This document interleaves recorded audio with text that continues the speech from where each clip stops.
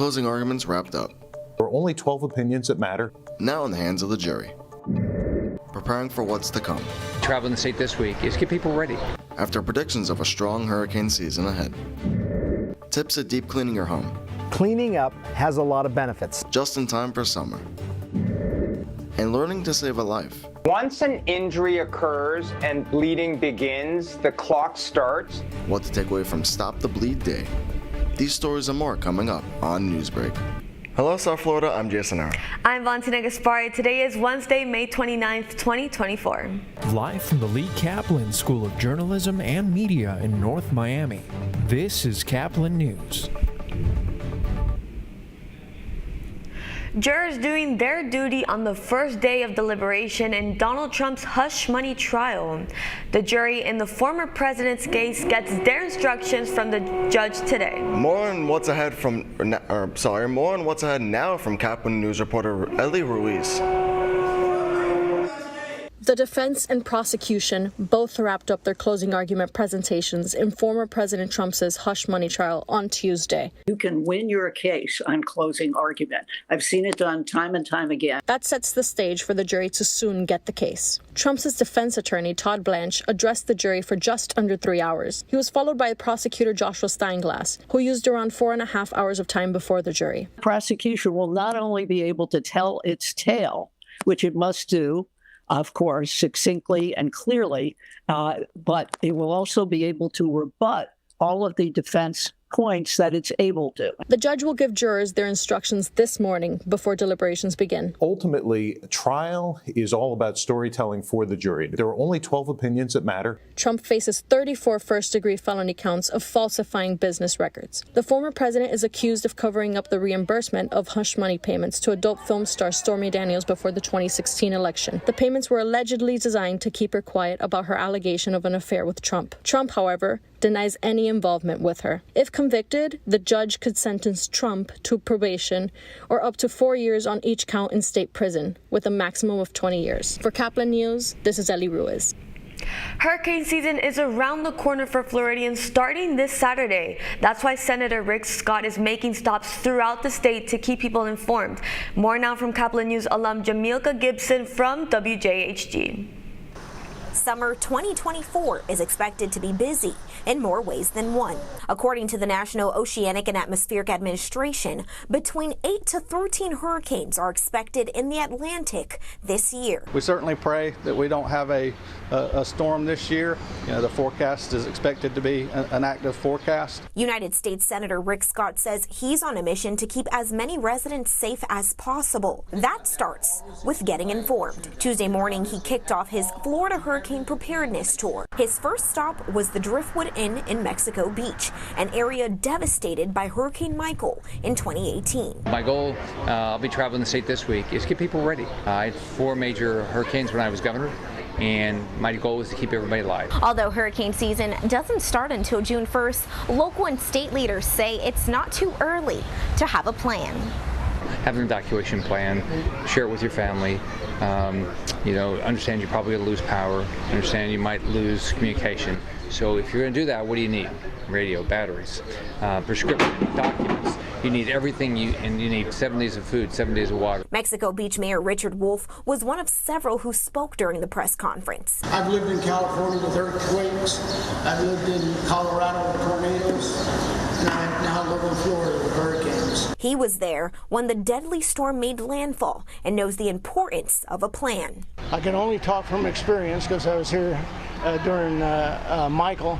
I can tell you that the best thing that worked for me was being prepared, having a couple suitcases on the side that I was able to have all my documents. Bay County Sheriff Tommy Ford says not only do residents need to have a plan, but they must also heed all warnings. Before Hurricane Michael, our big challenge was getting people to evacuate, and that's something that's very important. It is not done lightly when the county makes a decision to evacuate a certain area. I've had more people after Hurricane Michael who didn't evacuate who said, Sheriff, next time you ask me to evacuate, I'm gonna do it. That was Jamilka Gibson from WJHG reporting. Florida officials are also encouraging residents to take advantage of the sales tax-free holiday for hurricane supplies. It will run for 2 weeks and begins this Saturday. This morning, cleanup crews are picking up the soggy pieces of a house that collapsed from a combination of both erosion and sea level rise. It happened overnight in the Outer Banks of North Carolina. It is the sixth home to fall into the ocean since 2020. A 1-mile stretch of the beach is now closed, with more closures being possible. Officials are trying to get funding for beach renourishment and homeowner assistance to move homes back, but it's been so far unsuccessful. Probably is an economic, downturn to it when, people see a house is collapsed on the beach. It's not necessarily desirable to come, to an oceanfront community while the cleanup's occurring. Yeah. I told him. Like Jason. Yeah, I was reading. No. What do you mean by? Okay, give her. Okay. The National Park Service has been able to purchase 2 homes to remove them, but the threat to homes along North Carolina's line of the islands will only increase in the future after a report projected sea level, along with the Atlantic coast rising in as much as the next 30 years as it did in the past century. And moving on now, while summer is still in the air, it is still springtime. And with it, there are plenty benefits going around your home and doing some cleaning. As Caplin's Brian Diaz reports, spring cleaning is good for boosting both health and mental wellness.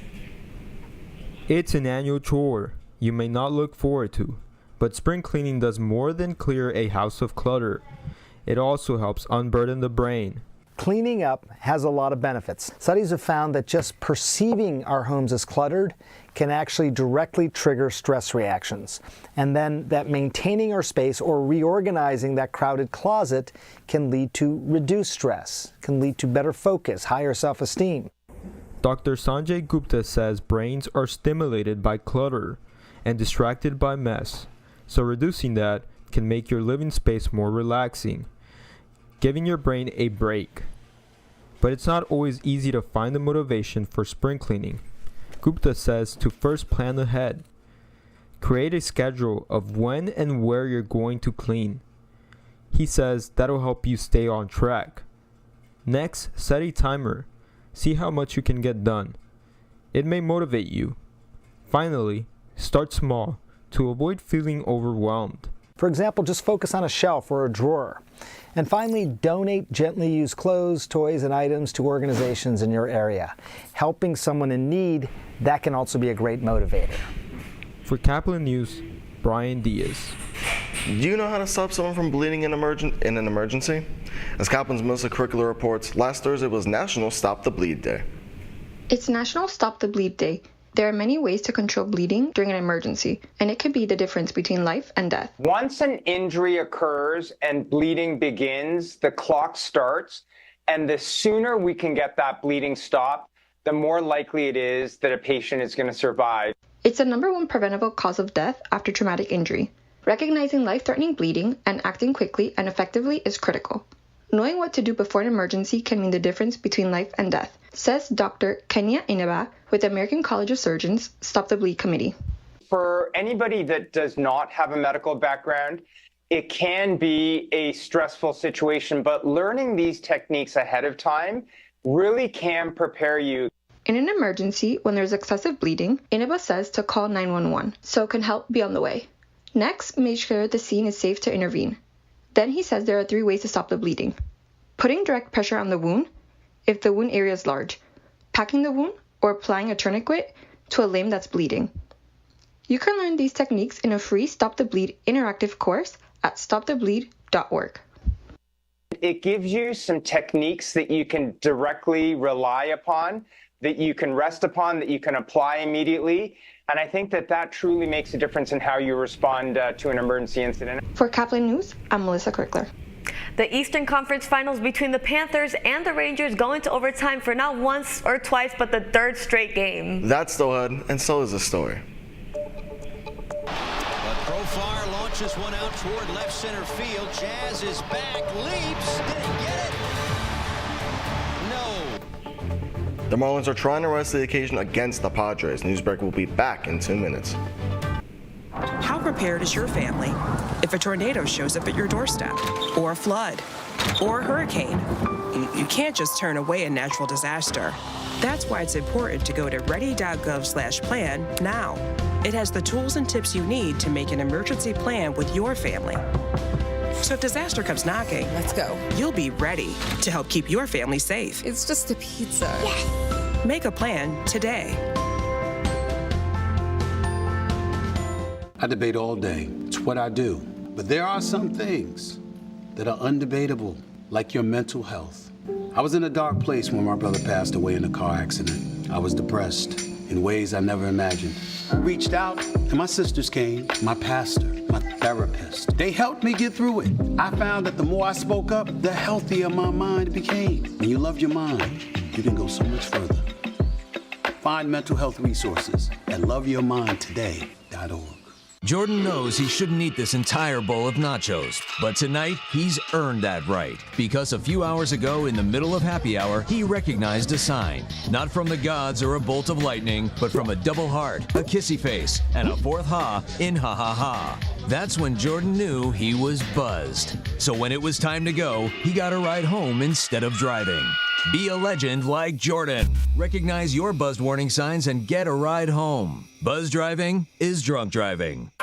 I help our fellows design their paths as creative entrepreneurs. My experiences serving startups, creative businesses, and cultural organizations, and my journey as a queer mixed immigrant with Haitian and Arabic roots, inform the co-creative environment we foster at Radcliffe.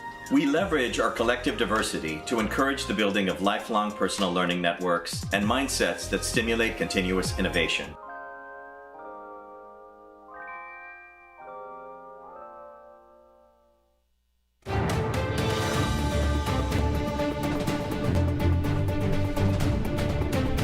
The Marlins are waking up from nightmares this morning after facing a pitcher who ended the game with 13 strikeouts in a row.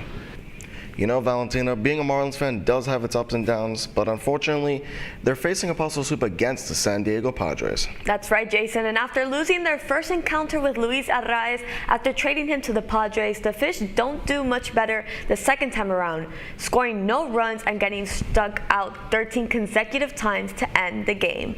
The final score for this one was Marlins 0, San Diego 4. The Marlins will play their final game of the series against the Padres later today at 4:10 p.m. Now, as we continue talking about Florida sports, there was a travel day for the Panthers as they finished the home stretch tying the series against the New York Rangers in the Eastern Conference Finals. Just when you thought the Cats started to look like they were losing momentum, which because of losing 2 games back-to-back in overtime, the Cardiac Cats did regain the pulse and with Sam Reinhart and made a game winner in another overtime. The final score was New York 2, Panthers 3. The Panthers will go on to Madison Square Garden to play Game 5 of the series tomorrow at 8 p.m. You're watching Newsbreak, and we're coming right back. Severe weather can strike anytime, anywhere, but there's a simple way to stay safe. Hey, Jim Cantore here. I stay safe in dangerous weather by planning ahead. You can stay safe too with a few easy steps. Build an inexpensive kit with supplies for your family's needs. Write down important information like phone numbers and medications. Always talk with your family and remember any pets in your planning. Be ready, be safe. Start your plan today at ready.gov/plan.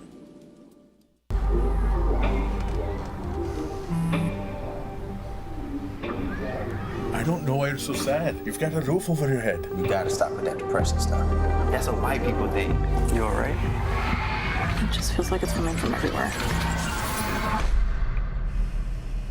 Do you want to talk about it? You can talk to me if you're feeling sad. Whenever you need to talk, I'm here, okay?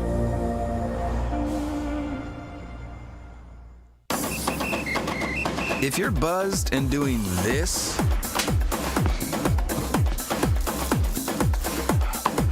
to make yourself feel okay to drive,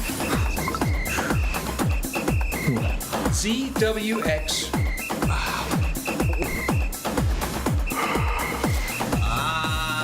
You're not okay to drive. YGKLVW. Regular you.